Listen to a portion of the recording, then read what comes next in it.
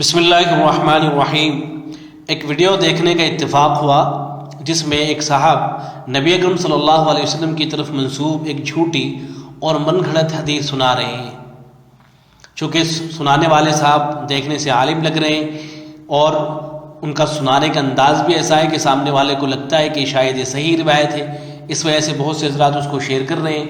بہت سے حضرات نے اس روایت کے بارے میں معلوم کیا ہے کہ کیا واقعتاً یہ روایت سچی ہے۔ روایت اس طرح سے ہے کہ نبی اکرم صلی اللہ علیہ وسلم کا ارشاد ہے کہ جو شخص بارش کا پانی لے کر اس پر سورہ فاتحہ 70 بار، سورہ اخلاص 70 بار اور معوذتین یعنی قل اعوذ برب الفلق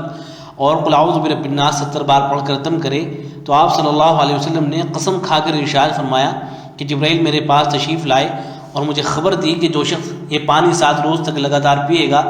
اللہ تعالیٰ اس کے جسم سے ہر بیماری دور فرما دیں گے اور اسے صحت و عافیت عطا فرمائیں گے، اور اس کے گوشت و بوز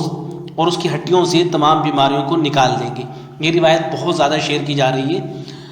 یوٹیوب پہ ویڈیوز بھی بہت سے لوگوں نے بنا رکھے ہیں اس روایت کو لے کر، ایسے ہی فیس بک پر، واٹس ایپ پر بہت زیادہ اس کو شیئر کیا گیا ہے۔ تو یاد رکھیں کہ یہ روایت بالکل جھوٹی ہے، بالکل من گھڑت روایت ہے، یہ نبی اکرم صلی اللہ علیہ وسلم کی حدیث نہیں ہے، آپ صلی اللہ علیہ وسلم کی طرف منسوب کی گئی ایک جھوٹی روایت ہے۔ اس کو بیان کرنا، اس کو شیئر کرنا، اس کو آگے بھیجنا بالکل بھی جائز نہیں ہے، اس لیے کہ جھوٹی حدیثوں کے بارے میں خود نبی اکرم صلی اللہ علیہ وسلم کا فرمان موجود ہے۔ آپ صلی اللہ علیہ وسلم نے ارشاد فرمایا کہ من کذب علی متعمدا فلیتبوأ مقعدہ من النار، کہ اگر کوئی شخص جان بوجھ کر میرے خلاف جھوٹ بولتا ہے، جھوٹ باندھتا ہے، تو اسے چاہیے کہ وہ اپنا ٹھکانہ جہنم کے اندر بنا لے۔ لہذا اگر کسی نے انجانے میں اس روایت کو لے کر ویڈیو بنا دی ہے یا انجانے میں اس کو شیئر کر دیا ہے تو اسے چاہیے کہ وہ توبہ استغفار کرے،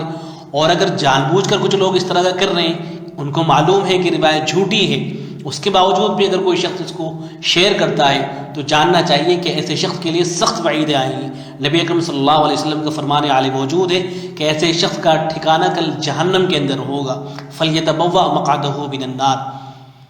لہذا اس روایت کو ہرگز شیئر نہ کیا جائے، اس لیے کہ نبی اکرم صلی اللہ علیہ وسلم سے بالکل بھی ثابت نہیں ہے۔ اور بعض اہل علم کا خیال یہ ہے کہ جو لوگ